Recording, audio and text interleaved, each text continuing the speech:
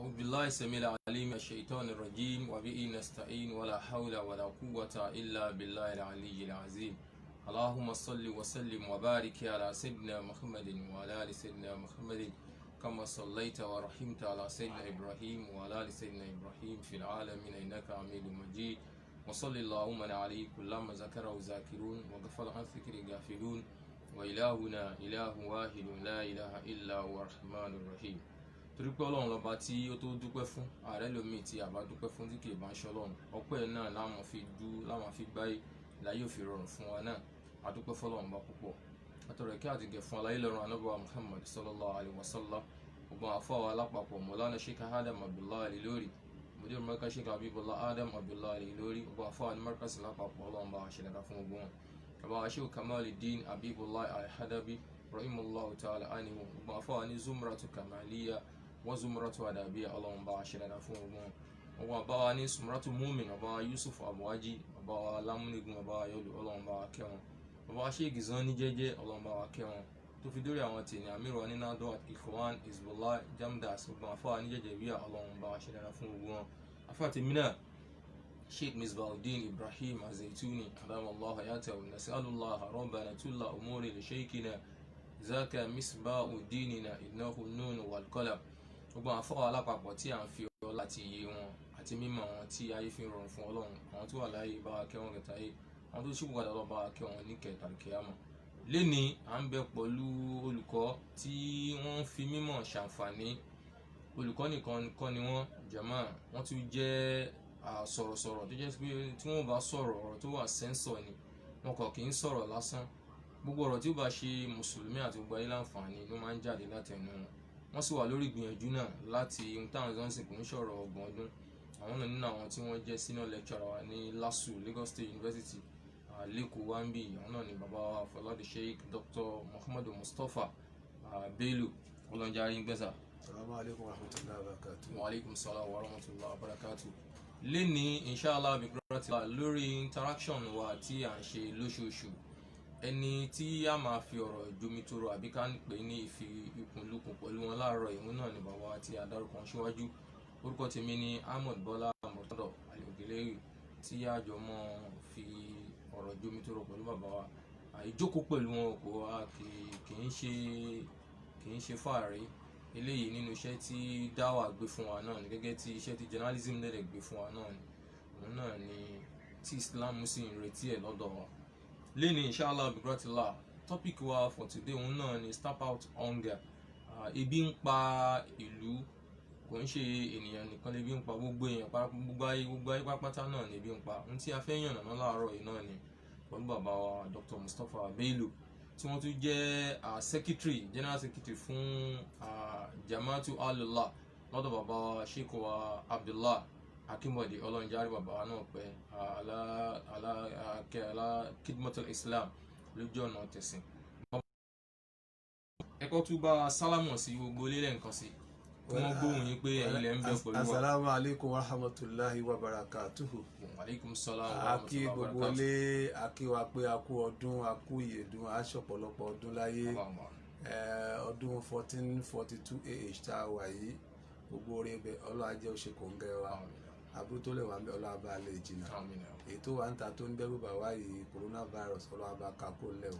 gbogbo àwọn ẹni wa tó ti kó lọ ọlọ́wà bá gbà wọ́n lẹ́rù àwọn táwọn tara wọn ò yá ọlọ́wà bá fún àlàáfíà àwọn náà tá ń lọ tá ń bọ̀ ọlọ́wà má jà lùgbà díẹ̀ o ọlọ́wà àwọn ẹni ẹ̀. náà kí àjùwà Sheikh wa Muhammadu Sanusi Yayi TV Sheikh wa Abdullahi gbogbo ẹ̀yin tẹ́ ń wọ ẹnu àfọ àmàrú gbogbo ẹ̀yin náà ní akí àti ẹ̀yin tẹ́ tún máa wò after the program. bàbá wa lákòókò kí ni à ń pè ní hunger. ẹ̀rí ń tán pè ní ẹmọ́bìnú torí àmọ́ juxtapose àwọn pẹ̀lú ra wọn. bẹ́ẹ̀ ni ń tán pè ní hunger ebi òun náà ni àìrí oúnjẹ láti jẹ ṣe rí Ọlọ́run tó dá ẹ̀dá nígbà tó dá ẹ̀dá inú àwọn nǹkan tí ẹ̀dá yóò fi máa jẹ́ ṣe ìdàgbàsókè ẹ̀mí àti ara òun náà ni oúnjẹ oúnjẹ yìí ó máa ń ṣiṣẹ́ fún ara débi wípé nínú àwọn àdánwò tọ́lọ́run fúnra rẹ̀ sọ pé tóun bá fẹ́ fàdánwò kan ẹ̀dá ó nínú tóun ó fi àdánwò kan tóun ó lò láti fi àdánwò kan ẹ̀dá òun ni ebi. Ní suratul Baqara ba'da a'udhu billahi minash shaitani Ọlọ́run sọ ń bẹ̀ wípé ó ní wala nabluwannakum bishay'in minal khawfi wal ju'i wa naqsin minal amwali wal anfusi wath thamarati wa bashiris sabirin. Ó lè mi Ọlọ́run wa máa dán yín wò nípa ìfòyà àti ebi àti ìmádínkù nínú owó yín àtọrọ̀ ajé yín àti ẹ̀mí yín. Eléyìí fi hàn wá wípé ebi kí ikùn wà kó má sí nǹkan tí èèyàn máa mú sí ẹnu lọ sínú ikùn láti fi ṣe ara lóore, torí pé ẹ̀dá ọmọ ẹ̀dá ènìyàn tá a dá gẹ́gẹ́ bí ẹ̀dá tó yẹ pé ó nídìí láti máa lo àwọn nǹkan kan tó máa jẹ́ kó máa dàgbà. So tí yóò bá rí oúnjẹ jẹ àbí kò sóúnjẹ nílùú àbí ọ̀dá wà nílùú débi wípé bẹ́ẹ̀ òjò rọ̀ dáadáa àbí ilẹ̀ gan di aṣálẹ̀ débi wípé táwọn èèyàn bá fi nǹkan síbẹ̀ nǹkan ò ní lè jáde, ẹgbẹ́ á dé. Ló fi pé gbogbo ìlú àgbáyé pátápátá nínú nǹkan tó lè fẹ́ sọ pé ìlú yìí dàgbàsókè òun ni táwọn òyìnbó ń pè food security pé ìlú yìí wọ́n lè fúnra ara wọn, wọ́n lè gbin oúnjẹ tí wọ́n máa jẹ fúnra ara wọn, tí wọ́n bá tún wá gbìn tán wọ́n á jẹ ní àjẹyó àjẹṣẹ́kù, wọ́n á tún lè fi ṣọwọ́ sí ìlú òkèèrè. Ìlú tí ò bá ti ní food security ìlú náà a lè kà púpọ̀ ìlú tó ṣe kíni o tó dàgbàsókè. Ló fi jẹ́ pé nínú nǹkan tá a fi máa pé lágájá yìí o ó ráyé ṣe, ó ráyé wá, ó dẹ̀ máa rí dáadáa ṣe. Òun náà ni pé báwo ló ti ń jẹ, báwo ló ti ń mu. Tí jíjẹ àti mímu tó bá ti di pé ó ti lé mẹ́ta, ìgbésí ayé ìnira ló ń tàn máa gbé. Ṣé àwa ènìyàn nìkan ni a nídìí oúnjẹ yìí ni? Ṣáwa nìkan là ń jẹun? Gbogbo ohun tó bá ti jẹ́ abara bíi tá à ń pè ní ṣe mọ̀ pé nínú àwọn tí wọ́n ń ṣe ẹ̀kọ́ science wọ́n ní àwọn ẹranko ẹ̀yà ẹranko. Èèyàn tẹ́ rí o wọ́n kà kún inú àwọn ẹ̀yà ẹranko, ṣùgbọ́n èyí tí wọ́n fi yàtọ̀ sọ́nà ni pé èèyàn jẹ́ higher animal, nítorí pé tẹ́ bá rí ẹranko pátá gbogbo ohun tó wà lára ẹranko ló wà lára èèyàn, ṣùgbọ́n nǹkan kan wà tọ́lọ́run fi sára èèyàn tó yàtọ̀ sí ẹranko náà ní làákàyè. Ìlàákàyè lọ́lọ́run ò fún àwọn ẹranko, ló fi jẹ́ pé ẹranko tó bá fẹ́ ṣe nǹkan yóò dẹ̀ ṣe bó bá ti fún un náà ni, tó bá fẹ́ tọ̀ yóò tọ̀ síbi tó wà, tó bá fẹ́ yàgbẹ́ yóò yàgbẹ́ síbi tó wà. Ṣùgbọ́n èèyàn á fún ní làákàyè láti mọ̀ pé eléyìí ló tọ́ eléyìí ni ò tọ́. So gbogbo tó bá ti jẹ́ abẹ̀mí pátápátá òun ló ní ìdí oúnjẹ. Wọ́n dẹ̀ ẹranko ni o, ìfún ewébẹ̀ tó bá ti ní ẹ̀mí ó ní nǹkan tó máa jẹ láti jẹ́ kó lè dàgbà sókè nínú ara, torí nínú ara kí ara ẹ̀ bá lè dàgbà sókè, torí pé Ọlọ́run tó dá èèyàn tó dá wa ìpín bíi mẹ́ta la wà. Ìpín àkọ́kọ́ òun lára, ìpín ẹ̀kejì òun ni ẹ̀mí àti ọkàn. So èyí tó jẹ́ ara yẹn èyí tó òun nídìí òun ni oúnjẹ àti omi àti gbogbo nǹkan tó dá atẹ́gùn tó máa fẹ́ símú. Tí ẹ̀mí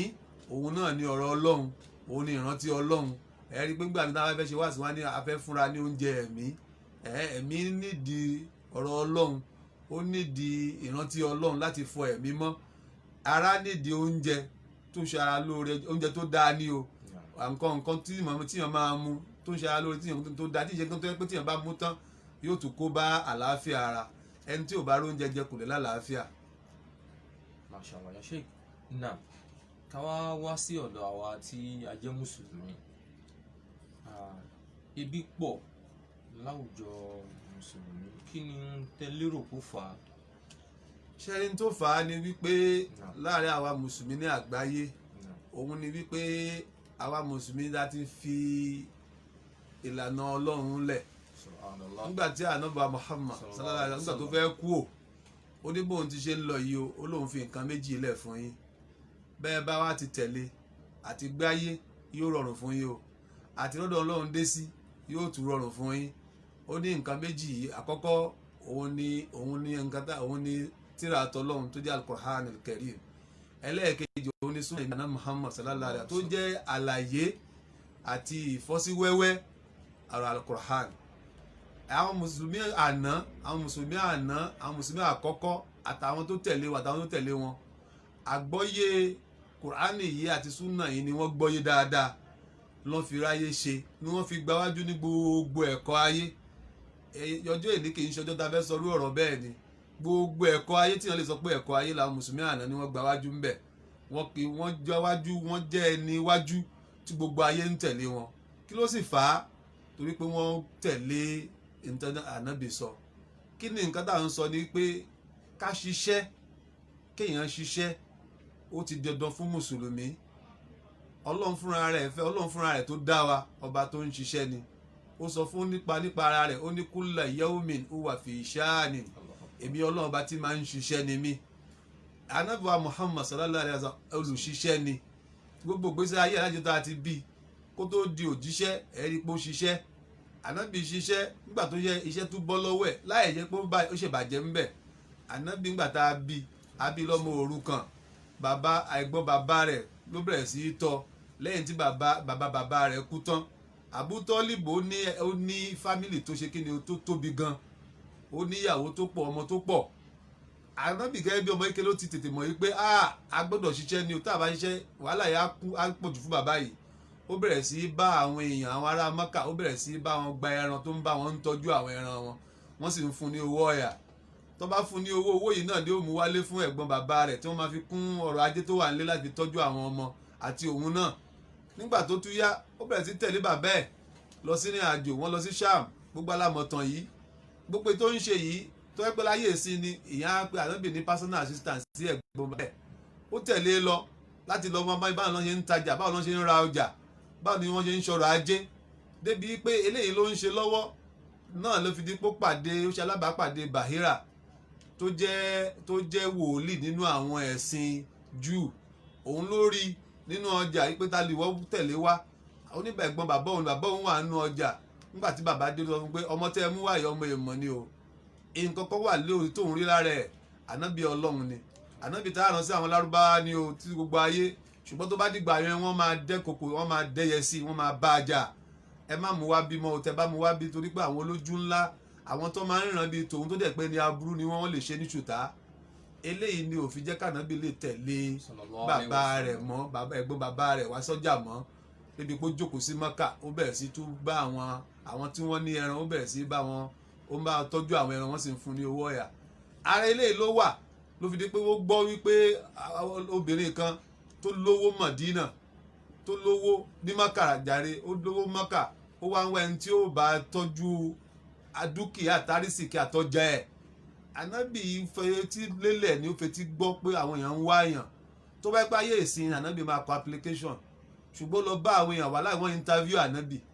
Ìkan nínú àwọn ọ̀rẹ́ àwọn Khadija ó interview ànábì, bá a sọ̀rọ̀. Ànábì sọ pé mo ní experience o, mo ti bá ẹ̀gbọ́n bàbá mi travel lọ sí Ṣáàmù rí, mo ti lọ sí Syria, mo ti lọ káàkiri, mo mọ abá ti ń tajà, olódò sì ni mí. Wọ́n fún níṣẹ́ yìí, tíṣẹ́ yìí ló ṣe dójú òṣùwọ̀n, tí ò pa ọ̀gá ẹ̀ lára, àti ojú owó àti èrè gbogbo ẹ̀ ló kó lẹ̀. Ó kó eléyìí lẹ̀, eléyìí lé ọ̀gá ẹ̀ rí ẹni tó dá báyìí, tó ṣe fọkàn tán, tí èèyàn lè sọ pé kíyàn bá ránṣẹ́ kíyàn tí èèyàn máa lọ sùn, tẹ́bi mi máa balẹ̀ yìí pé kò ní jàǹbá èèyàn. Irú ilé a gbọ́dọ̀ fẹ́ sílé, a gbọ́dọ̀ fi ṣe ọkọ. Ló fi di pé ó rán ọ̀rẹ́ rẹ̀ sí ànábì. Gbogbo alámọ̀ ìtàn yìí tó fi di pé ànábì á di ọkọ fún Khadija, ó di olórí bísínẹ́sì ẹ̀, ó di ọkọ, ó di ẹni tí ó bá mójútó gbogbo gbèsè ayé ẹ̀. Èyí tí mò ń sọ ni wípé ìmáa ṣe ọ̀lẹ àbí ìmáa sọ pé kádàrá, kíyàn gbé gbogbo nǹkan pé orí kádàrá ni. Kádàrá tá à ń sọ ọ̀rọ̀ míì tó tún kẹnu ni, ṣùgbọ́n tá à ń sọ ni wípé Kùránì sọ wípé wa an laysal insan illa man saha, ẹnì kankan ò ní rí dáadáa kan gbà lọ́dọ̀ Ọlọ́run àfi tó bá ṣiṣẹ́ fún. Èyí tá à ń sọ ni pé tó jẹ́ kí ebi àti òṣì àti ìṣẹ́ púpọ̀ lọ́dọ̀ àwa mùsùlùmí ni wípé ọ̀pọ̀lọpọ̀ wa ti fi ṣẹlẹ̀ àṣe, ọ̀pọ̀lọpọ̀ wa àti fi ntọ́lọ́ ní àṣẹlẹ̀ àti filẹ̀ àṣe. Èyí tá à ń sọ pé iṣẹ́ tá à ń sọ yìí, gbogbo agbọ́nrin iṣẹ́ tó bá ti jẹ́ pé yóò fún yàn ní jíjẹ àti mímu lọ́nà halali, Islam ti wá làálẹ̀ fún wa bá ti ṣiṣẹ́ lọ́nà halali, bá ti wá owó lọ́nà halali, bá ti tọ́jú owó lọ́nà halali, bá ti ná owó lọ́nà halali. Gbogbo eléyìí Islam ti fẹ́, gbogbo eléyìí làwọn mùsùlùmí ti kú òun díẹ̀. Ìkú òun díẹ̀ yìí ló fi di pé a wà lẹ́yìn láyé lénìí. Gbogbo mo dẹ̀ sọ ìlú tí ò bá ti lè wá oúnjẹ fún àwọn ìjọ̀mọ́ ẹ̀, àwọn èèyàn ẹ̀, tí wọ́n bá ti ní full security, ìlú yẹn kì í ṣe ìlú tó lajú. kì í ṣe ìlú tó gòkè so ló fẹ́ pé tá a bá fẹ́ kí ìgbà wa kó yí padà sí dáadáa àfi kíkà náà yí padà ká mọ̀ pé èèyàn máa ń ṣiṣẹ́ ni ká mọ̀ pé èèyàn máa ń wá oúnjẹ ọjọ́ ẹ̀hún ni ẹ̀rí pé inú àdúrà tí ànábì Muhammad sáré tó máa ń sábà ṣe ni pé Allahumma a'udhu bika minal kufri wal faqr wa min azabil qabr ọlọ́run ò là mí nínú fìtínà ẹ̀ máa ṣe kèfèrí àti òṣì àti aburú tó wà nínú sàárè ń téèyàn tẹ̀lé fi sá fún òṣì òun náà ni wípé àkọ́kọ́ nígbà tá a ti gbọ́ lọ́run bá gbọ́ ká mọ̀ wípé èèyàn máa ń ṣe kí ni o èèyàn máa ń ṣiṣẹ́ ni.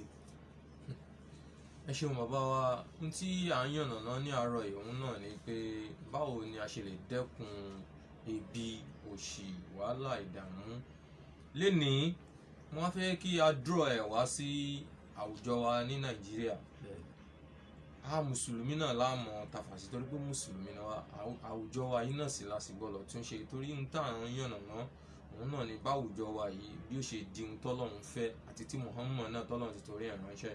sallallahu alaihi wasallam náà kí ló fà á lẹ́nu jẹ́ sí pé wọ́n ti wá dá àwọn sẹ́ẹ̀tì kan mọ̀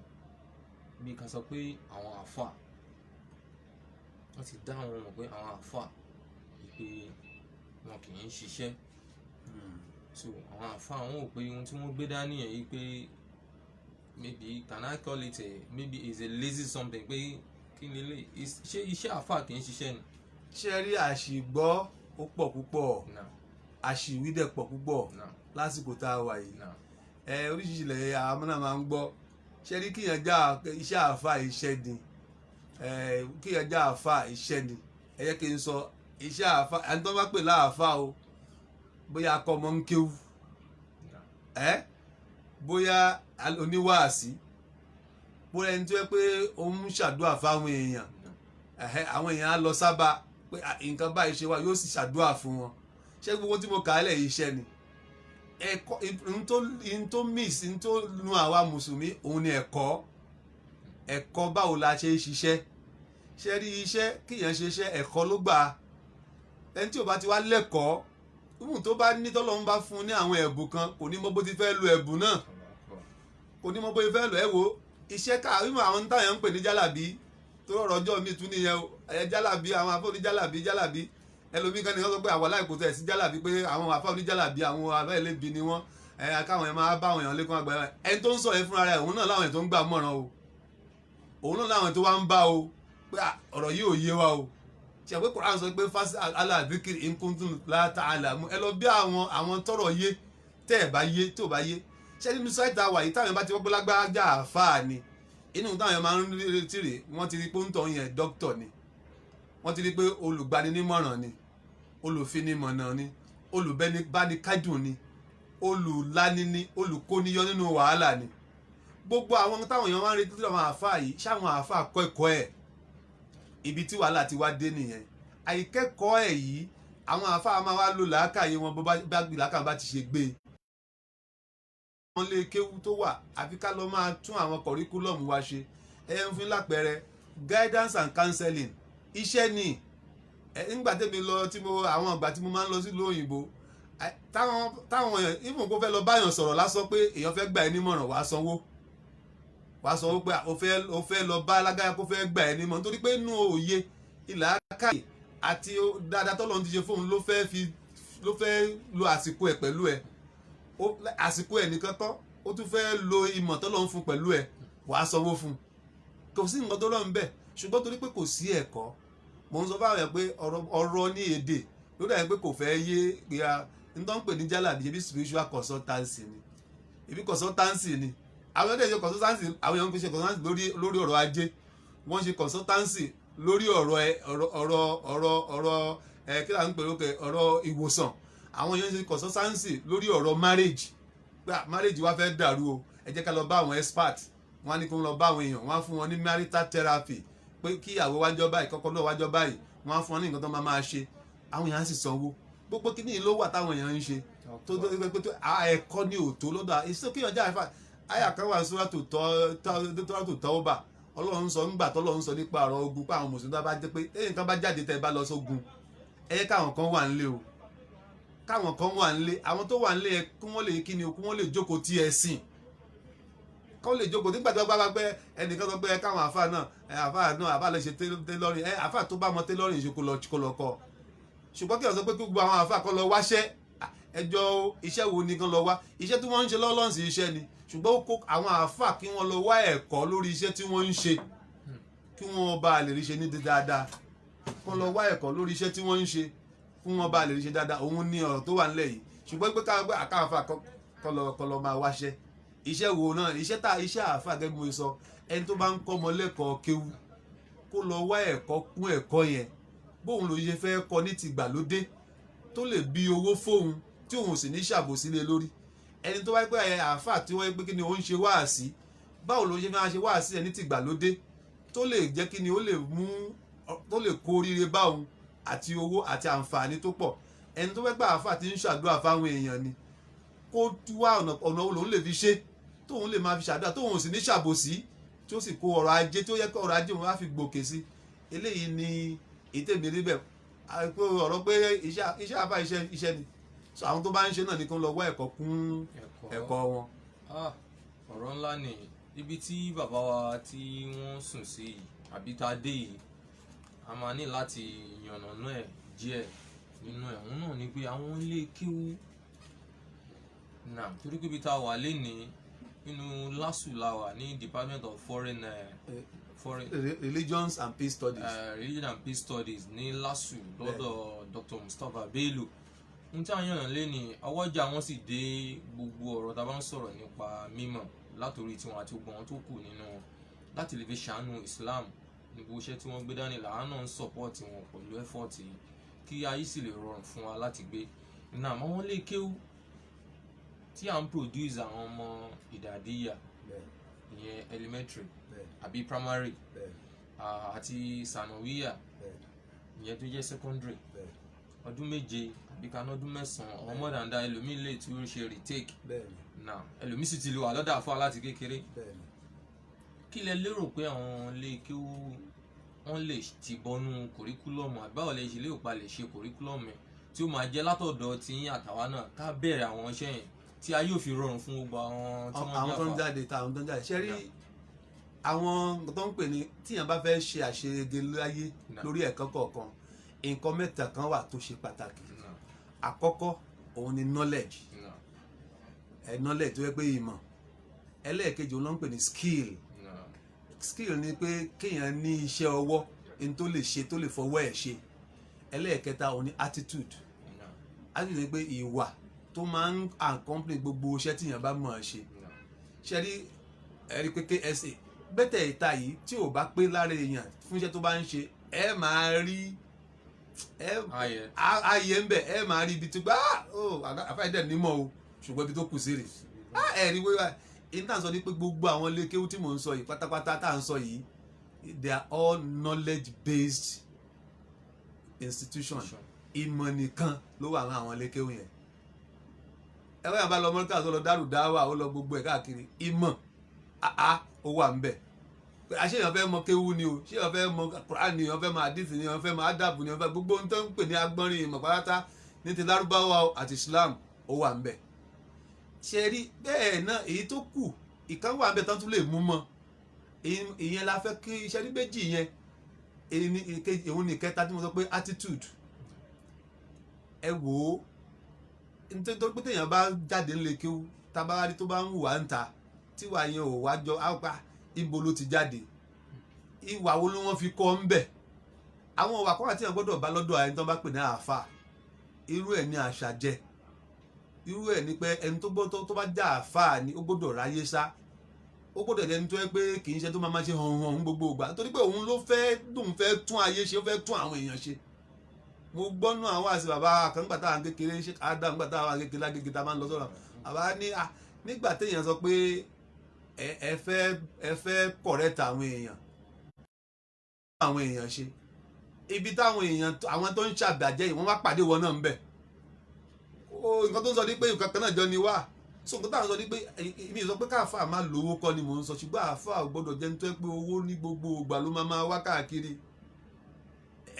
Cherry skill tí mo máa ń sọ yẹn tó yẹ pé òun ló ṣòfò ló máa ń dàbí pé tí wọ́n bá jáde ilé kí ó kò síṣẹ́ tó fẹ́ ṣe àwọn ọ̀pá ọ̀lẹ́ńtẹ̀ láàfà ṣé ní gbogbo ń tà ń ṣe bá ta ló fi jẹ́ pé tèmi ń ròyìn pé kọ̀ríkúlọ̀mù àkọ́kọ́ a gbọ́dọ̀ tún ṣe àwọn nǹkan tá à ń kọ́ wọn tá a ti ń kọ́ wọn 50 years ago 40 years ago wọ́n à ń ṣe yunifásitì à ń tún ṣe níbi ibi tá a wà ń sìn ayẹ̀tún àṣẹ àtúnṣe kan fáwọn kọ̀ríkúlọ̀mù wa ni àwọn ẹ̀kọ́ tuntun ó yẹ ká fi sí ẹlẹ́gẹ̀dẹ̀ pé ṣe rí skíìlì yìí àwọn skíìlì yìí ó dẹ̀ wà àkọ́kọ́ tíyẹn bá wà nílé kí àwọn lágájá yìí wàhálà eléyìí ó ní ohun dáadáa eléyìí mọ̀ kí ó kìrá ẹ̀ ó dáa márájá rúfù ẹ̀ ó máa ń jáde dáadáa ó mọ̀ kí ó ké dáadáa irú lágájá skíìlì kan ni ó ń tọ̀ yẹn kó lọ dúró skíìlì yẹn mo pàdé àáfàá kan ọdún tí mo sọ pẹ́ gan mi ò tẹ̀ bóyá ó ṣì wà ní Nàìjíríà ń sìn nígbà tí mo sọ àáfàá yìí kí ló mọ̀ ṣe graphic writing ni pé kíyàn kọ how to irú ẹ̀ dẹ̀ wọ́n ní wà láì Nàìjíríà wọ́n ẹ tí mò ń sọ nígbà tí bàbá tó bí mi tó ṣe aláìsí ta sí wọn àálà fẹ́ ṣe afẹ́ kọ kíní síbi sàárè wọn wọ́n bá recommend àbá náà fún mi wàhálà kí n tó rí ó fẹ́ tó ọ̀sẹ̀ mẹ́ta nígbà tá a sì ráyè nígbà tá a sì rí tán wàláì iye tó gbà lọ́wọ́ wa ń gbà náà ní owó gbà náà owó tó lóye lórí ni olóhùn ráyè o ìgbà tó tẹ̀tún máa gbọ́ tún rán àwọn ọmọ wálé tó tún kọ́ wọn ó ti kọ́ wọn wọ́n láti kéde bíi sign writing ni ó kọ́ ti stencil yẹn ẹgbẹ́ akéwù nìyẹn ká báyìí skill kan nìyẹn irú àáfàá yẹn àti iná tó mọrú ẹ̀ ṣe ó yẹ ká factor wọn sínú ilé kéwù. kódà bàbá ẹjẹ ń kọ́ tí ń bẹ̀ mosque Naduat tí wọ́n ń kọ́ lọ́wọ́lọ́wọ́ ẹ̀ ní Ìgbóṣeré àkọ́kọ́ irú ẹ̀ ní láti CMS David Obalende bẹ́ẹ̀ni ẹni tí ó bá ṣe calligraphy mosque yẹn Christian. Allahu Akbar kabira ẹ ti gbọ́ sí. Kiriyoni. ẹ gbọ́ o òun náà ni olóòtú sọ fún wa yẹn o ṣó yẹ kó rí bẹ́ẹ̀ Christian skill ẹ sì sanwó fún ni o ó ń gidi pàápàá. owó gidi so láyé sọ wípé irú àfa tí mo sọ yẹn sì mi mọ̀ bóyá wà á ṣíṣe Nàìjíríà torí mo gbọ́ pé ìkìrìjì mọ́ríkàsì ni àfa yìí tí mo ń sọ yìí irú ẹni bẹ́ẹ̀ ó yẹ ká factor ẹ̀ sínú inú àwọn ilé kéwu wa ni kó máa kọ́ àwọn ọmọ tó bá ti ní skill ilẹ̀ tó bá ti show pé àwọn ọmọ tó mọ how to kọ kó kọ́ wọn ní calligraphy tí wọ́n bá jáde wà láì wọ́n á rí iṣẹ́ ṣe gbogbo táwọn ń sọ ń sìn náà akáṣe wáàsí ẹ̀kọ́ ni ẹni tá a bá wò pé lágbájá eléyìí ó dá láhán ó mọ wáàsí ṣe ẹ jẹ́ ká kọ́ lọ ní school àwọn school kan wà ní Ìkẹjà wọ́n ń pè wọ́n ní finishing school ẹni tó jẹ́ journalist náà ẹ mọ̀ tó pé the art of public speaking wọ́n máa ń kọ́ ni alọ́ máa ń fúnyàn lẹ́bù èèyàn tó máa ń kọ́ ká fi kún kéèyàn mọ̀ nǹkan kọ pé alágbájá àwọn lè mọ poem kọ àwọn lè kọ mọ̀kọ́lá àwọn lè kọ kínní eléyìí ò mọ̀ kan ẹja fi kún. like a ghost writer. pé eléyìí mọ̀ nǹkan kan pé tá a bá fẹ́ kọrin sìn wàláì àfa ìṣáírò ni ẹni bẹ́ẹ̀ ẹ jẹ́ ká gé ní o púpọ̀ àwọn skill yìí wà nù kéwù ifu ẹ jẹ́ kí n tún sọ fún yín kí ló rọ̀ǹgù wípé káyà máa kí lórí rédíò lẹ́kọ̀ọ́ yìí ká sọ pé àsìkò kan wà o tó pé ìjọ kan bí àjọ jímọ̀ o tó pé ìjọ yẹn program kan wà o program yẹn o 30 minutes 1 hour ni o kéwù láàkè ń bẹ̀ Arabic la bá sọ bẹ̀ a ka news ní kéwù a ṣe drama ní kéwù a bá àwọn èèyàn sọ̀rọ̀ ní kéwù àwọn tó bá mọ kéwù àwọn tó bá ní oníkéwù àwọn èèyàn ń ṣe náà wọ́n ń ṣe French náà àwọn ìfọ̀ èdè dálẹ̀ tiwa àwọn Àwórì ń ṣe Ìjẹ̀bú ń ṣe gbogbo wọn ń ṣe nígbà táwọn àwọn kékeré a máa ń gbé program kan gba tẹ̀ a máa ń ṣàdé wẹsẹ̀ Arabic by radio láti Egypt nígbà táwọn àwọn kékeré aláwọn òwe yẹn lé kí ló dé tá a lè ṣe so ìmú tí mò ń sọ ni wípé gbogbo àwọn skill yìí ó wà nù kéwu kí kókó wọn yẹ pé gbogbo wa kò tó di generalist nìkan we can be specialist pé lédè this is a communicator sọtọ ọmọdé bá jáde irú ọmọ tó ti mọ journalism bẹ́ẹ̀ wọ́n ń ṣe communication arts ní LASUN bí kò sí nǹkan tó rọrùn pé kí department of foreign languages Arabic unit kan bẹ̀rẹ̀ BA Arabic and communication arts BA Arabic and mass communication so that ẹ̀ ń tọ̀hún yẹn nígbà táwa wà ní kékeré lórí ọmọ agégélé mi mo rántí pé inú nǹkan tó bá jẹ́ kí bọ́dúkàsì wà á lọ ni pé tàbá ti lọ́ngbà náà bàbá wọn á ní káwọn èèyàn wọn máa ń ṣe drama wọ́n máa ń ṣe drama tó máa ṣe hijira bí àfa wa kọ́lọ́mbà akẹ́ gbogbo wọn abáṣá zèrè wọ́n á ṣe Umaru ẹnìkan ṣe Ali ẹnìkan ṣe Uthman wọ́n bọ́ ti ń sọ lárúbáwá àwọn eré ìdáwó gbọ́ lárúbáwá ẹnìkan máa tú ní Yorùbá fún wa gbogbo mọ́dúkàsì máa kún ní a ṣe lọ́sàn nígbà tó tún yá ní mọ́rẹ́ ní ọ̀dọ̀ bàbá wa Sheikh Daud afa ńlá ní alágbígba ní ìsàlẹ̀ ọjà mo rántí pé mo wo drama kan bẹ̀ drama ìtàn Sulaimana anabi Sulaiman àti ìyàwó ẹ̀ Balikisi kọ́ wàláì mo wò ń bẹ̀ táwọn ọmọ kéwu ṣe ìgbà tí mo ń sọ yìí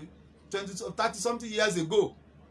tí gbogbo àdúgbò àti kiriyó àti mùsùlùmí tí gbogbo atákùn tíbẹ̀ kún níbo la fi gbogbo eléyìí sí. So eléyìí iṣẹ́ wà so ni mo sọ pé knowledge ni ó wà ní àwọn olókùn tí ó ká fi skill kún òun ló yẹ kí tẹ́yàn bá jáde a lè enhance quality pé èmi náà jáde mo dẹ̀ fẹ́ lọ sínú ayé mo ní nǹkan tí mo fẹ́ yẹ láti lè fi rí jíjẹ àti mímu kó lè jẹ́ nírọ̀rùn. a dúpẹ́ lọ́dọ̀ bàbá Dr. Mustapha Bello àmọ́ dárúkọ wọn torí pé wọ́n ní à ń dárúkọ ànábì wa Muhammad sallallahu alaihi wasallam a sì dúpẹ́ pé olólùfẹ́ Muhammad Mustapha sí náà làwọn náà jẹ́. n tí a ṣàlàyé lórí ìjókòó yìí ohun táwa náà ń ṣe lórí ìpọ́sọ̀gbọ̀n program táwa ń ṣe à ń ṣiṣẹ́ lórí ẹ̀ náà kò yẹ pé ká kọ sọ̀rọ̀ lásán. At the American Embassy níjọ́ ta lọ sí meeting nínú consular àwọn sọ pé you Nigerians just like talk ìyẹn ni kún sọ pé ọ̀rọ̀ nìkan lẹ máa ń sọ kò ń sí after ọ̀rọ̀ yẹn ọ̀rọ̀ ti tán síbẹ̀ náà ni a rí i pé nígbà tí mo ń bọ̀ láti bí wá sí lásùn sí pé bíbí ìṣeré for 20 years náà ló sì ṣe rí Ọlọ́run bá tún àwùjọ wa ṣe. bàbá àwa mùsùlùmí ká gbé látọ̀dọ̀ àwọn àfọ àwọn àtàtì ń gbé náà ẹ ti ń ṣàlàyé àwọn ohun táwọn ilé kéwú lè ṣe bó ṣe lè hùn kó rí àwọn ilé kéwú kan ṣe wà tó já sí pé ẹ̀yin náà sì ní agbára lórí wọn agbára pé gbẹ̀yìn kọ́ ni ohun tí mo ń bá agbára ni pé ẹ lè bá àwọn mùdírù wọn sọ̀rọ̀ wípé ẹ jẹ́ ká ṣe báyìí. àwọn 4 àbí 7 tó bá lò yẹn jẹ̀mọ́ torí pé nínú stíríìtì kan a máa rí ilé kéwú 6, 7, 8 on the same time àdìgbò gbọmọ kéwú mi so kò ní di pé gbogbo wa náà ń jáde ilé kéwú là ń dálẹ̀ so another thing bí bisikì tẹ̀ ń sọ yìí náà a lè lọ àti bọnú ohun tí wọ́n ń ṣe àwọn ilé kéwú lè rò pé bí àwa tí a lè ṣe kòlábò àbí mọ pàgbára tí náà tó bẹ̀rẹ̀ bá. ṣe rí ṣe pé fún àwa tá a wà ní ibi tá a wà yìí tiwa náà ni pé ká gbìyànjú ká sọ àwọn tó dẹ̀ jẹ́ nínú àwọn àfa wa níbẹ̀ àwọn olólùfẹ́ àfa wa tájọ máa ń sọ̀rọ̀ ṣé dẹ̀ wọ́n a máa ń sọ gbogbo ìdílé tá a bá pàdé then there is a close àwọn gaps tó wà láàrin wa ń sọ tí ń close up má dẹ̀ sọ díẹ̀ ọ̀pọ̀lọpọ̀ àwọn ọmọ tí wọ́n ń jáde kúrò nílé kéwú ń sìn àwọn náà ti ń wá sí yunifásitì níbí ọ̀pọ̀lọpọ̀ àwọn àáfà tó wà nílé kéwú àwọn náà ti ń wá síbí mo sọ kọ́kọ́ fún bàbá wa ìkànnì àwọn mọ̀dírò wa ń jọ kan pé èyí tèmi rí tí mo dẹ̀ tún sọ ń ta gbangba sí fún àwọn tó bá gbọ́ nù wọn nínú àwọn bàbá wa alápọ̀nlé ṣe bọ̀ pé àwọn èèyàn nínú nǹkan tí mo fi pé ó lè jẹ́ kí fún ọrọ̀ ajé àwọn ilé kéwú kó tún gòkè sí ṣe pé àwọn èèyàn ń kéwú ṣùgbọ́n àwùjọ tá a wà àwùjọ òwe ni àwọn èèyàn wá ń wò ó pé torí pé tíyẹn ò bá fi ìwé kún kéwú ayé lè máa rọrùn dáadáa ọ̀pọ̀lọpọ̀ àwọn tó wá ń jáde lé kéwú wọ́n wá sí ilé ìwé ń bí àbí wọ́n wá ń kọ́ ẹ̀kọ́ lọ́wọ́ fine àwa ń kọ́ wọn èmi wá tún sọ fún àwọn gbogbo àwọn mùdírù báyìí àwọn tó bá ń gbọ́ mi wípé bẹ́ẹ̀ làwọn kan wà nínú ayé nínú tó jẹ́ ní ìwé táwọn náà ń wá kéwú táwọn náà ò rí ṣùgbọ́n táwọn tó ní kéwú lọ́dọ̀ ò jẹ́ kó rọrùn fún wọn láti rí kéwú ké ẹ jẹ́ kí n ṣàpẹẹrẹ fún wa ẹnìkan ń jókòó lòun fẹ́ kéwú ó wá bá mi wọ́n á ní kó lọ síbì kan nígbà tó débẹ̀ èyí tí wọ́n sọ fún ni wípé ẹni tí mo sọ yẹn báńkà ni o ẹni tí ń ṣiṣẹ́ láti Monday sí Friday wọ́n ní àtúbá fẹ́ kéwú àfi kó wá rẹ́gísítà báwọn ṣe ń rẹ́gísítà bẹ́ẹ̀ kóun náà gba uniform kó rọrùn fún nínú ibi tá a wà yín sìn part-time wà sandwich wà ẹ̀kọ́ ọ̀rọ̀lẹ́ wà ẹ̀kọ́ ọ̀sán wà ẹ̀kọ́ ìdákọ́ńkọ́ wà à ń sọ pé káwọn ilé kéwú náà lọ bẹ̀rẹ̀ àkọ́kọ́ nìyẹn ẹlẹ́ẹ̀kejì wa ni wípé àwọn ọmọ tí wọ́n ń jáde mo ti sọ wípé gbogbo àwọn mùdírù tó ń bá fẹ́ kájọ collaborate ṣe wọ́n pé torí pé lọ́dọ̀ wa ní ọ̀dọ̀ ní between the west side and east side àyàtọ̀ kan wà ń bẹ̀ ní ọ̀dọ̀ wa ń bí yìí ń sìn bí professor kan bá sọ pé nǹkan báyìí ni ẹni tí ò professor rárá lè sọ pé prof mo disagree pẹ̀lú yín o kíní yẹn ò rí bẹ́ẹ̀ o professor sì ní mú kò ní mú pé ó ṣe ó tako òun ká tako ni ká disagree ká sọ pé ọ̀rọ̀ yẹn kò rí bẹ́ẹ̀ nínú ìṣesí tiwa ń bí nìyẹn tí kì í sì ń fẹ́ àìfàǹfà ṣùgbọ́n lọ́dọ̀ ta àwọn jàmọ́ wa ìfàǹfà ni láyé ń sọ pé ká lè collaborate nǹkan tá a lè jọ jókòó ni pé ẹ wá aláǹfààní tẹ́ ẹ lè rí ń bí àwa náà sì láǹfààní tá a lè gbà lọ́dọ̀ yín ọ̀pọ̀lọpọ̀ àwọn ọmọ ń sìn ni mo sọ pé gbogbo wọn wá síbí wọ́n dẹ̀ ra àǹfààní ṣe àwa ń sọ pé èmi náà wá ń sọ pé èmi náà mọ àwọn èèyàn táwọn náà wà nù system táwọn náà ní deficiency táwọn náà fẹ́ wá kéwú tẹ́ pé tá a bá sọ pé ń sìn ṣe pé Arabic is an international language àwọn èèyàn wá ń sìn tó wá pé the highest destination point in the world Dubai ni èèyàn lè Google ẹ̀ pé ibo làwọn èèyàn máa ń lọ jù láyé ní èsì o àti wáyé níbi tá a wà yìí Dubai ni àwọn tó yẹ fẹ́ lọ Dubai tó ń ṣe business wọ́n fẹ́ pé sọ̀báhù làkàyè sọ̀báhù nur ó fẹ́ èèyàn àwọn àlùmọ̀ àdásà àwọn ọ̀rọ̀ kéékèèké tó máa fẹ́ fi bá àwọn èèyàn sọ̀rọ̀ ẹni tó tajà kò sí ní tó rọ̀ǹgì pé gbogbo àwọn ilé kéwú wa dárúdáwà ní mọ́ríkàsì ní káyé certificate course 6 months 3 months pé ẹ̀yin tẹ́ fẹ́ tajà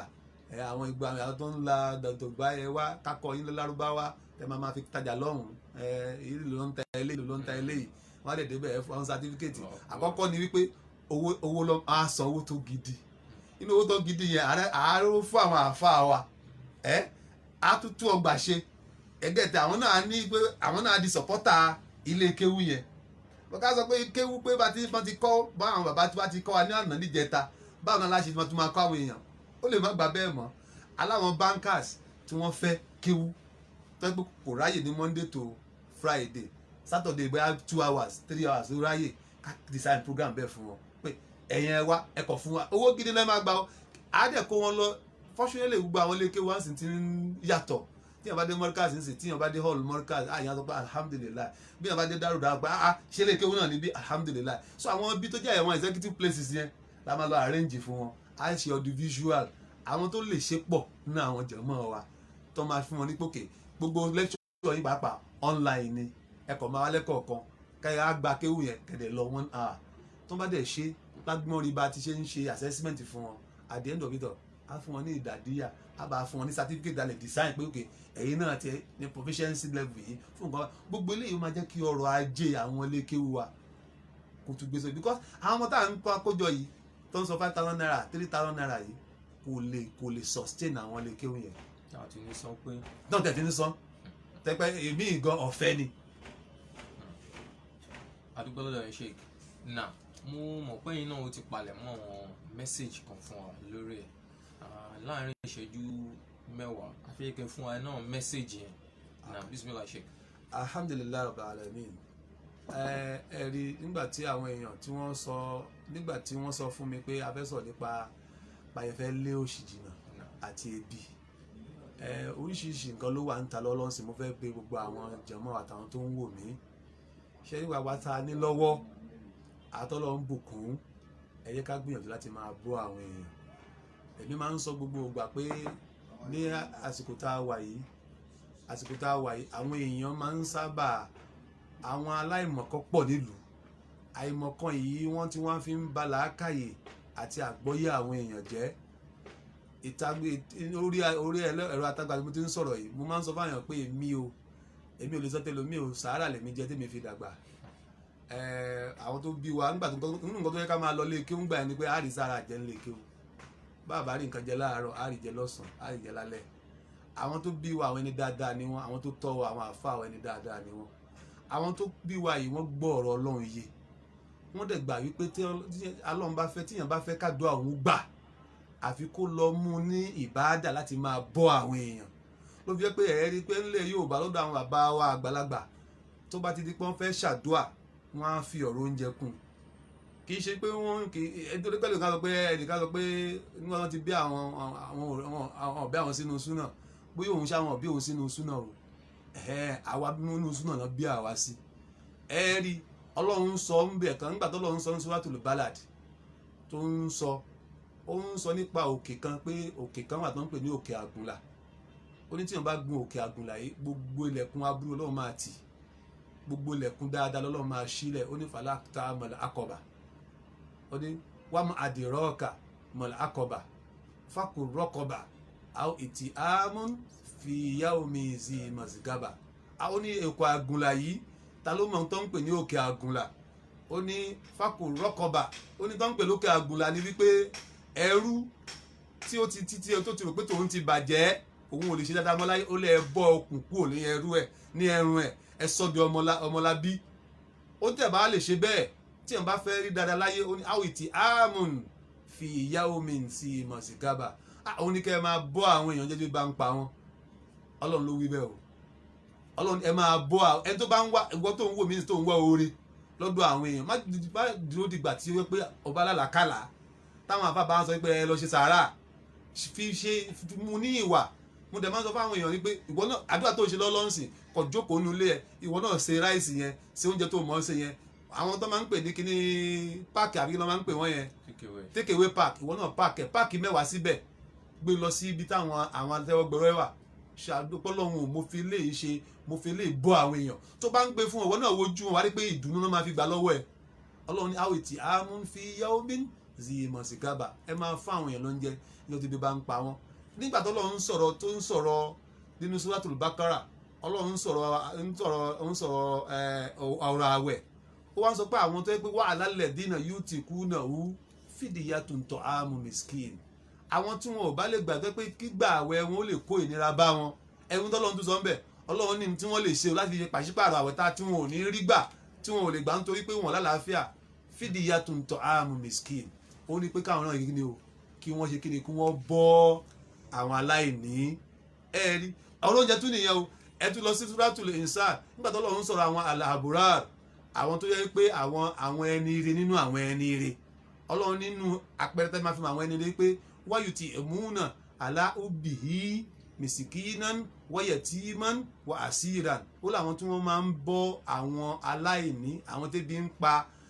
ala ubbihi nítorí pé ìfẹ́ ọlọ́run, ala ubbihi àwọn náà fẹ́ràn oúnjẹ yẹn kò táwọn náà jẹ, ṣùgbọ́n tòun ti bẹ́ẹ̀ wọ́n fún àwọn ẹlòmíì. ó tó bá ń bọ́ wọn tán, ó ní wọ́n sọ pé innama nut'imukum liwaji illahi la nuridu minkum jaza'an wala shukura. à ń bọ́ yín o nítorí tọ́lọ́run ni, wàlá àfẹ́kẹ́ dúpẹ́ lọ́wọ́ wa, ẹ má sọ pé a ṣe pàápàá. ọlọ́run tún sọ bẹ́ẹ̀ níbẹ̀ yẹn, mo lè má ka lọ bẹ́ẹ̀. in fact nínú tíyàn bá lọ sí Suratul Fajr kọ, nígbà tọ́lọ́run ń sọ nípa ìdí tọ́lọ́run máa fi ń ṣẹ́ àrísìkí àwọn èèyàn kù. ọlọ́run ní wala ta'uduna ala ta'amil miskin. ó láwọn èèyàn nígbà tóun wákọ̀ dára lé ìrìsìkọ́wù, onítọ́lọ́run tóun bá gbá àrísìkí wọn tóun di imú, ó ní tó máa ń jẹ́ kíyàn ṣe loss of investment. gbogbo ẹni tẹ́ jẹ́ businessman, gbogbo ẹni tẹ́ lówó lọ́wọ́, inú tí ò jẹ́ kọ́rọ̀ ajé yín máa lọ dáadáa ni pé kẹ́ máa bọ́ àwọn èèyàn. ọlọ́run nítorí pé ìgbà á gbá àrísìkí àwọn tó bá ń ṣahun tí wọn ò bọ́ àwọn èèyàn máa gbá mú, nítorí pé wala ta'uduna ala ta'amil miskin. wọn kì í pàṣẹ fúnra wọn kì í encourage ara wọn kó máa bọ́ àwọn aláìní. tẹ́ bá lọ sí Suratul Maida, Quran chapter 5, níbi bí nígbà tó lọ́run sọ nípa pé tíyàn bá ṣe àdéhùn, tí ò ṣe kí ni o, tí ò wá fẹ́, tí ò lè pé àdéhùn yẹn, kí ló lè fi ṣe ìtanràn? Quran 5 verse 89, inú tó lè fi ṣe ìtanràn ní pé ọlọ́run ní pé òun tọ̀hún yẹn kó lọ bọ́ èèyàn 10 àbí kó gbàwẹ̀ ìjọ 3. gbà mo ní máa ṣe nǹkan báyìí, èèyàn wá rí ṣe mọ́, pé inú tí ó fi ṣe ìtanràn ẹ̀rí ọlọ́run mú bẹ̀ pé kó lọ bọ́ èèyàn. ó ṣe jẹ́ pé oúnjẹ lọ́lọ́run sọ ń bẹ̀. tẹ́ bá tún lọ sí Suratul Maida náà, tẹ́ bá lọ sí ọwọ́ ìsàlẹ̀ Quran 5 verse 95, pé téèyàn bá ṣe kí ni ẹni tó bá pa ẹran, ó wà nínú ihram, ó wà nínú ṣiṣẹ́ ájì lọ́wọ́, ó mọ̀ọ́mọ̀ ó fojúlẹ̀, ó pa ẹran, ó pa nǹkan tí ò yẹ kó pa nígbà tó wà nínú ihram. nínú àwọn tí ó fi ṣètanràn nǹkan tó bí mẹ́rin tí Quran sọ nínú ẹ̀ ni pé kó yẹ kí ni o, kó bọ́ àwọn èèyàn. tẹ́ bá tún lọ ní Surat Quran 558 verse 3 and 4, ọlọ́run sọ̀rọ̀ ziharu bẹ́ẹ̀. ziharu ni pé àwọn alárúbáwá tó bá fẹ́ kọ ìyàwó tó bá fẹ́ kọ ìyàwó wọn lọ́lẹ̀, wọ́n wá fi ìyàwó wọn, wọ́n á fi ẹ̀yìn ìyàwó wọn wé ẹ̀yìn ìyá wọn, wọ́n fi ń ṣe aburú fáwọn obìnrin, wọ́n fi ń jẹ ìjẹgàba, ìmá fìyà jẹ àwọn obìnrin. ọlọ́run ní gbogbo ẹni tó bá ṣe bẹ́ẹ̀ nínú yín, nígbà tó lọ́wọ́ ẹ gbọ́dọ̀ ṣe bẹ́ẹ̀, nígbà tó bá ṣe bẹ́ẹ̀ nínú yín, ìtanràn ẹ̀ ni pé kó tó lè fẹ́ obìnrin yẹn padà, òun ni pé ọlọ́run ka nǹkan tí ó ṣe nínú nǹkan tí ó ṣe ni wípé yóò bọ́ 100 àwọn kíni o àwọn tẹ́bi ń pa ló fi ṣe ìtanràn zihar. mo lè máa kà á lọ bẹ́ẹ̀. eléyìí fi hàn wá wípé ibi táwọn sọ pé wà ń lu yìí bá a ti sọ pé káwọn èèyàn ṣiṣẹ́ tó yìí ọlọ́run ọba ẹlòmíà ṣiṣẹ́ ọlọ́run ní fèrè sí nínú ìṣesí ọlọ́run ni ẹlòmíà ṣe á ṣiṣẹ́ bí erin yóò máa jẹjẹ ìlérí nínú kádàrá tọlọ́run ni. kò sí nǹkan tíjọba lè ṣe tó lè yẹ pé kẹ́ á wà di dọ́gbadọ́gba kò wá ní sáyé aláìní mọ́ kò ní sẹ́ni tó fẹ́ tẹ̀yọ gbọ́wọ́ kò sí tó gbọ́ ọlọ́run nígbè èmi ọlọ́run máa ń ṣe bẹ́ẹ̀ bá a dà zòríyà káwọn kan lè máa ṣerú fún àwọn kan. tó bá ti wá rí bẹ́ẹ̀ gbogbo àwa tá a ní lọ́wọ́ a fẹ́ bẹ̀ wá ẹjẹ́ á máa bọ́ àwọn èèyàn tíyàn bá ti ń bọ́ àwọn èèyàn ọlọ́run á lànà fún ọlọ́run á jẹ́ kí torí pé aràn tó wà nínú ẹ̀dá gan tí ẹ̀dá bá jẹun aràn tó bá gbà á ẹ̀dá yẹn láì tí ì súre aràn yẹn gá súre ẹlẹ́dàá ń tọ̀hún náà súre ẹni tó náà ń gbé ẹlẹ́dàá ń lọ lọ́hùn ló yẹ pé ọ̀nà tá a lè fi rí orí oníká máa bọ́ àwọn èèyàn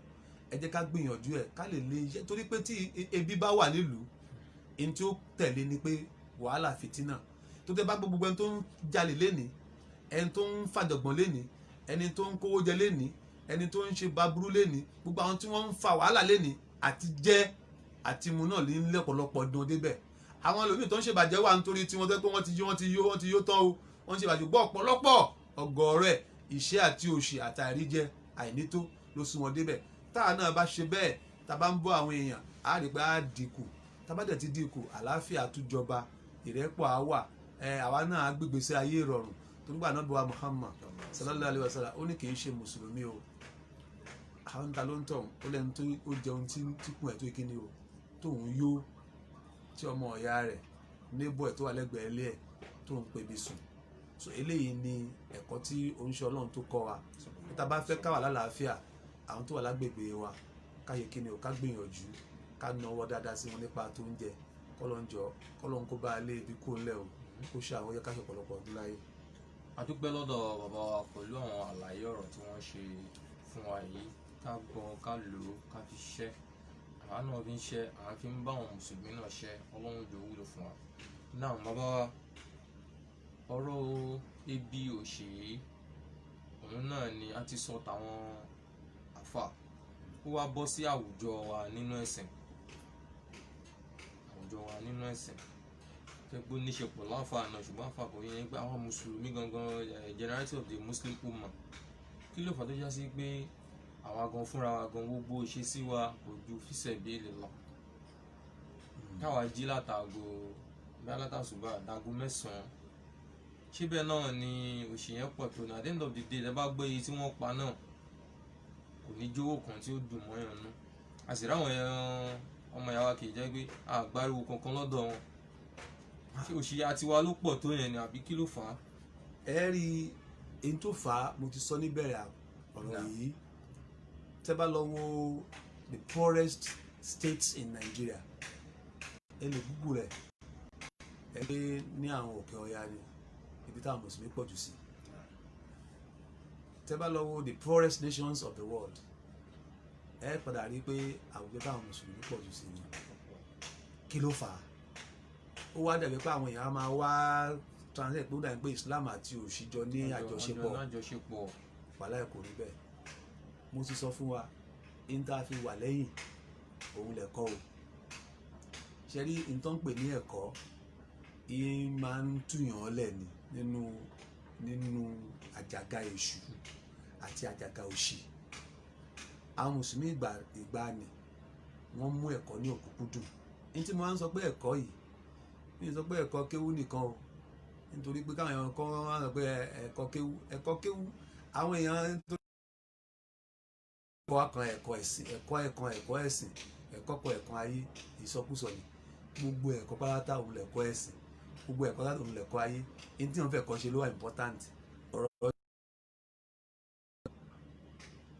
ẹ̀wẹ̀ tó wà níbi tá a wà lọ́lọ́sìn ṣe kó sọ pé òun níṣẹ́ o kán sọ pé iṣẹ́ olùmọ̀ ṣe kó lóun jẹ́ typist kó lóun lóun ṣe typewriter lòun ní òun ṣe typist ni ẹjọ́ ta ni ó gbéṣẹ́ fún o lásìkò tá a wà yìí o ta ni ó gbéṣẹ́ fún níbo ni wọ́n ti ń lò fáwọn wo ṣá o so nígbà tó yẹ pé typist ó wàá mọ̀ pé kọ̀ǹpútà ti dé kó lọ kọ́ kọ̀ǹpútà àbí káwọn pèsè photographer lòun ó wá sí photographer gbogbo wọn gan abúlé kan àwọn orí fọ́tò yà àbí káwọn sọ pé òun o gbogbo àwọn nǹkan ìgbàlódé gbogbo ohun tí ìgbà bá ń gbé wá ní ti technology káà mùsùlùmí ká lọ ike ni o ká lọ tẹra mọ́ àìṣe ká lọ mú ẹ̀kọ́ ní ọ̀kúnkúndùn. ẹlẹ́ẹ̀kejì òun náà ni wípé ká gbìyànjú èèyàn máa ń ṣiṣẹ́ ni ṣe rí iṣẹ́ kíyàn ṣiṣẹ́ yìí mo sọ fẹ́ nìkan jọ kan ayédáadáa látọ̀ àwọn èèyàn wá à ń tọrọ kíní kan ṣe ó ní nǹkan báyìí ń ṣe ẹ́ ok já fún ẹ ní nǹkan báyìí ṣé tá a bá ti fún ẹ yóò wà lè ibi tó ti máa ta ni mo ní ṣe rí ń sẹ ọ̀pọ̀lọpọ̀ ọ̀lẹ ni ẹlẹ́ẹ̀kejì ni ẹlẹ́ẹ̀kẹta gbogbo wa inú nǹkan kan tá a kì í ṣe ẹ kí n fi hàn wá o nítorí tá a bá ti fi ilẹ̀ òun ni sàká o a mùsùlùmí àwọn èèyàn sàká mọ́ o nítorí pé mo ti wà nínú àgbékalẹ̀ kan rí gbà kan nígbà tí mo wà ní NASFAT tó yẹ pé láti máa gba sàká lọ́wọ́ àwọn èèyàn mùsùlùmí kì í yan sàká aburú yìí ló dẹ̀ kí ìṣẹ́ ló jẹ́ kó ṣì àti ìṣẹ́pọ̀ láàrin wa ẹ jẹ́ ń fún lápẹẹrẹ ní ọ̀rọ̀ ẹlẹ́sìn kejì wọ́n gba 10% 10% yìí wọ́n ṣe ní ọ̀kún débi pé náà ti gbogbo náà lọ́wọ́ lórí social media ọ̀rọ̀ issue tight tó ń ti bẹ́ẹ̀ wọ́n sọwọ́lẹ̀ o débi wípé ọmọ skul tó ń bá fún ní owó oúnjẹ ńlé tó bá fún lówó oúnjẹ ńlé á yọ 10% nínú owó oúnjẹ tí wọ́n fún ṣe bẹ́ẹ̀ náà máa ń wo àwọn program tó máa ń ṣe lórí tẹlifíṣàn bẹ́ẹ̀ wọ́n yan náà tí wọ́n pẹ́ kiri yóò kẹfẹ́ ẹ̀mí alẹ́sìn kejì ló wà ń bẹ̀ Christian tó bá ní owó tó fẹ́ win nìyí tó bá win nìtàn kí ló máa fi ṣe á lóun kọ́kọ́ máa yọ 10% ìpín tọ́lọ́run sílé ìjọsìn àwọn ṣùgbọ́n mùsùlùmí àyíṣe ẹ wo àwọn kan wọ́n ń gba 10% àwọn èèyàn ń fi tinú àtà ìdùnnú àtàláfíà wọ́n fi ń wọ́n yọ àwa ọlọ́run ní ká mú 12.5% wá mùsùlùmí ò yọ àwa ní òṣè àti òṣì pọ̀ láàrin wa mo máa ń ṣàkàwé kan fáwọn èèyàn mo máa tún ṣe ń bí lẹ́nìí pé ẹja àfò kọ̀ǹdọ́tọ̀ méjì wà kọ̀ǹdọ́tọ̀ kan ìyẹn ń dè kọ̀ǹdọ́tọ̀ kan ń jẹ́ Suleiman ẹ̀yin náà mọ bí táwọn méjì ti wá ní Monday to Saturday àwọn méjì máa ń ṣiṣẹ́ àwọn méjì wọ́n pa 10,000 naira láàrin ọ̀sẹ̀ kan Suleiman pa 10,000 naira Sunday náà pa 10,000 naira nígbà tó jẹ́ Sunday ó lọ sí ṣọ́ọ̀ṣì tiwọn nígbà tó ń lọ lọ́wọ́ ó mú 10% 10,000 naira 1,000 naira ó fi sínú envelope nígbà tí wọ́n délé ìjọsìn wọn wọ́n ní ẹ mú èrè oko yìí wá sórí pẹpẹ ó jó lọ síbẹ̀ ó mú 1,000 naira sínú envelope ó mú lọ sórí pẹpẹ Suleiman tiwa òun náà lọ sásàlátù tiwọn àfáàndáwà kà pé ọlọ́run má jẹ́ àwa lásán pé ẹ̀yin náà ẹ mú ti ọwọ́ yín wá nínú 20 naira tí àwọn kan fi sanwó fún tí ò lè rí náà ń ta àbí 15 naira ó wá ṣe mọ́wọ́ báyìí ó wá sọ sínú kóló pé n tó mú wá nìyẹn mo wá ń bè àwọn èèyàn léèrè tó ẹ pé ìní ọlọ́run ti máa ń pín ìbùkún ní ọjọ́ yẹn ta lè pín ìbùkún fún o ẹni tó mú 1,000 naira tó tún dìde 5 tó fi sí envelope àbẹ́ni tó mú 15 naira tó ti yá tó ṣe mọ́wọ́ tó wá sọ́lẹ̀ lọ́lọ́ máa pín fún ọlọ́run kì í ṣàbòsí sàkátà ń sọ̀rọ̀ ẹ̀yìn ẹ lọ wà nínú ìwé ìtàn ẹ lọ ka ìtàn Umar bin Abdulaziz Umar ẹlẹ́ẹ̀kejì khalifa Umayya ni wọ́n ní zakai ló gbà láàrin ọdún mẹ́ta ní Damascus débi wípé ó lo zakai débi wípé ńgbà tó yá wọn ò rí olòṣì tó fẹ́ gba sàká mọ́ ó fi tán ìṣẹ́ àti òṣì it has been tested and it has been proven right àwọn mùsùlùmí àyàn sàká mọ́ àwọn olówó yẹn wọ́n débi pẹ̀lú mi àní ẹ nítorí ó mọ̀ pé owó kékeré jà àwọn mùsùlùmí lójú yóò wà mọ́ yáyá nígbà òun yan sàká 2 million naira a sọ pé Allahu Akbar ẹjọ́ ẹbẹ̀ abilé rẹ̀ pé báwo ló ṣe arrive sí 2 million naira tó yọ pé sàkáàtì 2 million naira ni sàkáàtì dẹ̀ kéré gbogbo alámáwọ́ fáwọn èèyàn nítorí wọ́n ń bèrè lọ́dọ̀ wa 2.5% téèyàn bá ní 1 million naira lọ́wọ́ just 2,500 naira abẹ́ẹ̀rí ni mùsùlùmí ò lè yọ o 25 nínú 1 million naira 25,000 naira lọ́lọ́run ní kó mú wa Ọlọ́run ní mú 25,000 naira fẹ́ mi kí n fi tán ìṣẹ́ àti òṣì àwọn tí ò ní lára yín ìwọ wá ná 975,000 naira kí n fi ìbùkún sí fún ẹ mùsùlùmí ò ṣe àwọn kan wá ń gba nínú pé inú 1 million naira mú 100,000 naira wá àwọn èèyàn dẹ̀ ń fi ìfẹ́ àti ìdùnnú wọ́n fi ń san ẹ wá sọ pé ìṣẹ́pọ̀ láàrin wa ìṣẹ́ òṣèlú pọ̀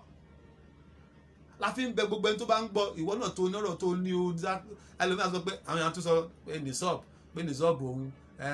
owó wọn ò tí ì wọnú sàká ṣé bàbá yìí dá wà àwọn èèyàn àbòsí pọ̀ tá à ń ṣe pọ̀ torí tó ọ̀rọ̀ sàká ọ̀rọ̀ tó wà tẹ́kíníkà ni owó ìwọ́dọ̀ wọ nìsọ́ọ̀bù ṣùgbọ́n ẹ̀rọ ibì kan máa ń sọ pé owó sọ pé owó ìwọ nìsọ́ọ̀bù pé sálárì àná ni ẹ ó kì í gbọ́ owó lọ́dọọdún ṣùgbọ́n tá à ń sọ ẹ yìí ó ní mọ́tò 3 ó nílé 2 olówó ní olọmọ lábúròdò tó bá di ọ̀rọ̀ tọlọ́hun ni ó gbé ọ̀rọ̀ ní sọ́ọ̀bù wá pé òun lówó lákàǹtì ṣùgbọ́n gbogbo ẹni tá à ń sọ̀rọ̀ èyí gbogbo nǹkan dáadáa ló ń rí ṣe fúnra rẹ̀ o àwọn èèyàn wọ́n rò pé àwọn ń tan Ọlọ́run wọ́n sì ń tan ara wọn lèmi máa ń sọ pé ẹnìkan bí báwo ni wọ́n fẹ́ ṣe bí wọ́n náà mọ̀ ìwọ tó ń jẹ́ sálárì àná lọ́wọ́ orí pay slip ẹ oníye tó ń gbà ní basic salary per month go and multiply it by 12 wá lọ yọ nínú tó bá multiply by 12 wá yọ 2.5% ẹ àwọn ìjọ sàtàwọn pàtàkì pọ̀ sàkà foundation wà nasasi wà nasfat agency for sàkà sadaka wà àwọn mọ́ṣáláṣí náà ní companion ní TMC ní nadwati náà ní ẹ lọ fún wọn ẹ̀mí mi gbogbo àyíkú tó àwọn àáfàá wa káwọn àáfàá wọn kì í ṣe alátẹnujẹ o bẹ́ẹ̀ bá fún wọn lọ fún àwọn nọ́mbà àwọn èèyàn tá a bá ṣe eléyìí á rí pé ìṣẹ́ àti òṣì á dínkù láàrin wa ebi á kúrò ọrọ̀ ajé wa gbèrú àlàáfíà wa tó á jọba all this issue tó ń fi ń òṣì sọ́dọ̀ wa yìí Ọlọ́run á lè kú bẹ́ẹ̀. a dúpẹ́ lọ́dọ̀ bàbá wa tí à ń bẹ pẹ̀lú wọn ní èní lórí gbogbo àwọn àǹfààní tí wọ́n ṣe wáyé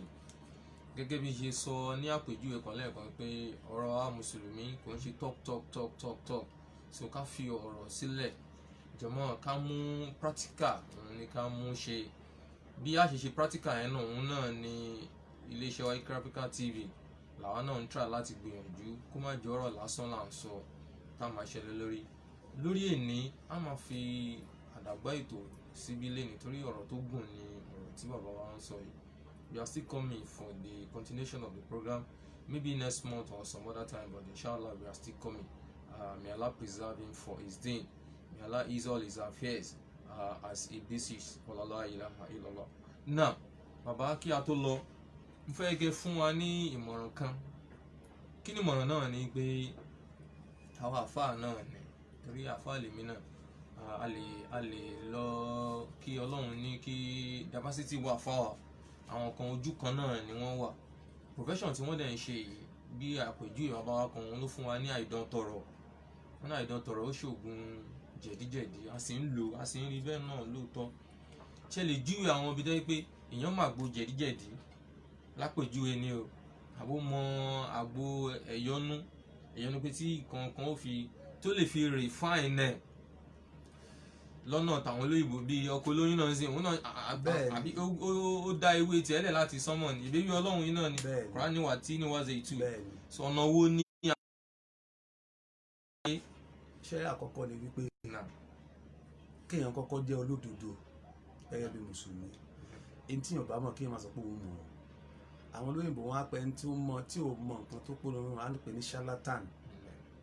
èmi dẹ̀ máa ń sọ fún àwọn àáfàá àwọn tí wọ́n máa ń wá gẹ́gẹ́ bí akẹ́kọ̀ọ́ àtàwọn tó jẹ́ ọ̀rẹ́ mi tàjọ máa ń mú ní in tó bọ́ọ̀lẹ̀ làwọn àáfàá rèé o ṣe lọ́dọ̀ àwọn olóyìnbó there is what we call referral service téèyàn bá bẹ̀ mí ń sìn tó bá lóun ní bùkátà kan tá a bá jọ ń sọ tó bá rí pé bùkátà yẹn ó ní í ṣe pẹ̀lú ọ̀rọ̀ àrùn ara ni mo láwọn àáfàá tí wọ́n mọ̀ èyí ní sọ pé mo mọ̀ màá rí fa àwọn sí ni màá sì pé àfáà lágájá ẹni tó ń bọ̀ yìí jẹ̀díjẹ̀dí ló ń ṣe o mo dẹ̀ wọ́n pé ó mọ ògùn ẹ̀ mi ò ní ó ṣe fún lọ́fẹ̀ẹ́ o ṣùgbọ́n fojú àánú wò tó lọ́dọ̀ mi ló ti wá èmi náà lẹ́nu kò lọ bẹ̀ ẹlòmíì ọ̀rọ̀ tó yẹ pé ọ̀rọ̀ ìmọ̀ràn ló nídìí ń sè mí mo lè fún yàn mọ̀ràn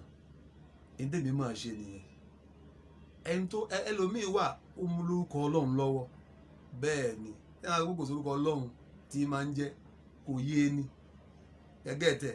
ó ní orúkọ tó lọ pé Ọlọ́run máa ń wo nǹkan mọ́ nǹkan lára tinú Ọlọ́run gún mọ́ tó máa dùn ẹ lọ balágájá yóò ṣàdúrà fún yín àdúrà yóò sì gbà tó dẹ̀ pa àáfàá súnà ni bẹ́ẹ̀ so ní tí àkọ́kọ́ ni ní tí ò bá mọ̀ má lọ bẹ̀. ẹlẹ́ẹ̀kejì ni pé àwọn èèyàn tún máa ń ṣàbòsí ókè àáfàá yìí a mọ̀ pé àáfàá yìí ẹni tó mọ̀ rèé ìwọ wá fẹ́ kó fi nǹkan tó mọ̀ ẹ́ kó fún wọ ẹni tó ń fi ń jẹun kó wá fún wọ lọ́fẹ̀ẹ́ tó sì níyàwó àtọmọ ó níyàwó àtọmọ ọlá fẹ́ kó wá ò fẹ́ gbà lọ́wọ́ ẹ̀ lọ́fẹ̀ẹ́ fi sabilillah wọ́n ń ṣe bẹ́ẹ̀ ẹni tó bá báwọ̀ wàá rí fẹ́ so níjọ́ tí wọ́n náà bá ní bùkátà ẹ jẹ́ kí n fa fún yín lápẹẹrẹ mo tún léèyàn kan tó ẹ pé òun tiẹ̀ wà lọ́wọ́ mo ń sọ yìí ní tóun mọ̀ ṣe ló mọ rúkìá ṣe àìmọye àwọn èèyàn ká pé àlejò jáde ní tó mọ̀ ṣe ni tí má ti pè é pé èèyàn ti wá báyìí ni o ẹlẹ́ báyìí bùkátà tó ń gbọ́ yìí ní tó lè bí ẹ̀rì ẹ lọ sọ́dọ̀ ẹ̀ mi ò kọ́ rí pé máa lọ kọ́ pé àbáwọn yẹn ṣe rúkìá o èmi ò fẹ́ gbọ̀nà ọbẹ̀ yẹn ẹ get it so this is the reality. ẹlẹ́ẹ̀kẹ́ra ni pé ṣé àwọn nǹkan tá a wá mọ̀ yẹn ẹ jẹ́ ká máa document ẹ̀ mo sọ fẹ́ nìkan wípé ká máa document ẹ̀ kí àwọn dẹ̀ máa tẹ̀síwájú nínú ẹ̀kọ́ tá a bá document ẹ̀ ọṣẹ ni o agúnmu ni o gbogbo ẹja document ẹ̀ nítorí wípé ẹ wo alábàá Muhammad ó ní kíyàn jẹ èso ajuwa ṣe méje pé tíyàn bá jẹ èèyàn á wà insulated from the effect of magic and sorcery abẹ́ẹ̀kọ́ nílẹ̀ Yorùbá àwọn náà nírú o ó lè má jẹ ajuwa èso làbídùn bẹ́ẹ̀ ni tíyàn bá tẹ́ pé tíyàn bá jẹ àbí tíyàn bá jẹ yóò ní intan sọ ní pé ẹbọ ọ̀tọ̀ oògùn ọ̀tọ̀ọ̀tọ̀ ni ẹ má dàá pọ̀ èèyàn lè sọ mo máa ń sọ báyìí nígbà kan bàbá wa ṣé Abdulhamid Ọlọ́run gbèmí almarhum tí wọ́n dá Shamsuddin Islamiyya alẹ̀ èmi àti wọn lájọṣepọ̀ fún àwọn ìgbà tí wọ́n wà láyé ṣàpé Shamsuddin Islamiyya kò ṣẹbọ kò sóògùn ní ẹni intermantis agreba ní bàbá mo gbà wípé kò ṣẹbọ ní tòótọ́ ṣùgbọ́n sá bàbá pé kò sóògùn èèyàn lè sọ pé kò sóògùn kèfèrí àbí ògùn ẹlẹ́bọ ṣùgbọ́n òògùn ń pè ní òògùn medicine ó wà. àtìbù nábàwí. bẹ́ẹ̀ ni tìbù nábàwí àti tìbù tí Yorùbá gangan pàápàá tí ò sì ní ṣe kèfèrí nínú ẹ̀. àtìbù Yorùbá wí. bẹ́ẹ̀ ni tí ò sì kèfèrí ẹ̀ ṣùgbọ́n tó o bá mọ̀ ò mọ̀ ni. so mo yẹn sọ pé àwọn àáfàá yẹ ká máa ṣe bẹ́ẹ̀ let us do referral service. àwọn jẹ̀mọ́ wa níjọ̀mọ́ wa táwa ń sìn téèyàn kan bá ti lóun bá bá mi ń sìn wá ní ẹ̀mí yìí ń ṣe nǹkan tó sọ yẹn lọ bá àáfàá yìí má dẹ̀ pa àáfàá yìí má ṣàbòsí o lágájá nǹkan tó nídìí rẹ o bá ń fún lágùnmọ̀ yìí ìwọ mọ̀ ọ́n ṣe dáadáa á sì fún gbowó ẹ̀ lọ́wọ́ ẹ̀ torí pé bẹ́ẹ̀ ni nǹkan tó yóò ra nǹkan tí ó fi ṣe energy ló máa exact ń bẹ̀ òun náà sì lẹ́bi tó fẹ́ ṣe so òun gbọ́dọ̀ gbowó ẹ̀ so òun ni even kíyàn wá báyàn sọ̀rọ̀ kò sí ní tó yàn pé yàn ń gba consultation fee nítorí pé a ò dignify ara wa débẹ̀ láti sọ pé èmi gbà wípé ẹni tó kù tá a lè ṣe náà ni wípé let us repackage jalabi spiritual consultancy ni ẹjẹ́ á bẹ̀rẹ̀ sí kọ́ àwọn ní guidance and counseling then èèyàn máa ń níwà ẹ̀ ibi tí mo ń lọ rẹ̀ àáfà tó fẹ́ bá tọkọtìyàwó sọ̀rọ̀ pé má jà ẹ máa ṣe dáadáa fúnra yín wọ́n wá fẹjọ́ sùn ẹ̀ wọ́n bá pé ìwọ náà ná ìyàwó ẹ lọ́wọ́. practice what you preach. practice what you preach. èyàn gangan nìyẹn mo sọ pé attitude yẹn òun ló sì tún kù jù lọ́dọ̀ àwọn àáfà wa then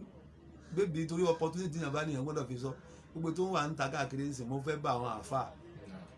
mo fẹ́ bẹ̀ àwọn àáfà wa ní Nàìjíríà tá a wà yìí in a plural society like this téèyàn bá ṣèbàjẹ́ àwọn tó lè pè àkéèsí yàn sí rẹ̀ ìjọba lè mú yàn wọn ní lágájá wọn kábàjẹ́ mọ́ ẹ lọ́wọ́ wá sọ tẹnu ẹ ìjọba náà lọ́lọ́pàá ilé ẹjọ́ àyẹ̀wẹ̀kọ́ àti kí ló ń gorúkọ ẹ̀ then àwọn kan wà tó ń pè ní public opinion molders tó lè pè èèyàn tó ní credibility pé a gbọ́ nǹkan báyìí nípa yẹn wá sọ ẹ̀yin náà mọ̀ wọ́n àwọn ènìyàn lè máa dá lóhùn ẹlòmíín wà kò rí kéwúké, ẹlòmíì wà kò rí ìwé kà, ẹlòmíì wà a lè sọ pé àwọn tán bí rèé, ẹlòmíì wà a lè sọ pé ibi tó ti kéwú rèé, ẹlòmíì wà a lè sọ pé ibi tó ti ń bọ̀ rèé, ẹlòmíì wà ní tó gbé dání gan a kò yé wa kí ló fẹ́ fi achieve. ṣé òun làwọn àwọn àfáà ń dá lóhùn, làwọn àfáà ń bá ń fẹ́ ṣe ìfàǹfà. Quran sọ súrátù Yásìn, ṣe bẹ́ẹ̀ àfáà yìí náà ẹgbọ́n ló wà láyà ń súnkà kọ́ olùhùn iná nàlá àlámù ìṣòro náà wọ́n máa yọ òní lónìí. ẹ jọ ẹ jẹ́ ká láàfíà wà. téèyàn kan bá sọ pé kò ní dáa fún ìyá rẹ̀, téèyàn bá dáa lóhùn wàláhì kò ní síjà. It takes two people to fight. One person cannot fight himself. If one person fight himself, everybody will know that this person has lost his sanity. So I want to beg, mo fẹ́ bẹ̀ wá, ẹ ká láàfíà wà, káwa náà ká dẹ̀ ṣọ́ra wa. Whatever we know it is wrong, let us run away from it. Gbogbo aláǹ la mọ̀ o, torí gbà mí máa ń sọ pé there is. ẹ ṣeun bàbá wa Imam wa Sulaiman Bada, wọ́n kí Dr. Bello, kódà wọ́n ti fohùn ránṣẹ́ láti ìjọ tí wọ́n ti pé à ń bọ̀ lọ́dọ̀ ìlọ́nà gbà ẹ bá ń kí dáadáa o. Akíwọ́ Imam wa Sulaiman Bada, àwọn bàbá náà ń kí bàbá wa, a dúpẹ́ lọ́dọ̀ yín. Gbogbo ohun tí ẹ sọ wa, we are going to act on it actively. Kàn ṣe pé a kò ń gbọ́ lásán. So àwọn tí wọ́n ń súnmọ́ àwa náà, so we are taking all these correctional advice, we are taking it to them, so and a lè fi wo níta lè fi bá ṣe lè marry together. So all these things kò sóògùn kò sí gbogbo ẹ tí ń da gbogbo ẹ pọ̀. Àgbọ́yé wa ti débẹ̀ látànà dè ní, a sì dúpẹ́ lọ́dọ̀ bàbá wa. Ọlọ́run bá fàlàfíà yín lélẹ̀ fún ẹ̀sìn, Ọlọ́run má paralyze yín.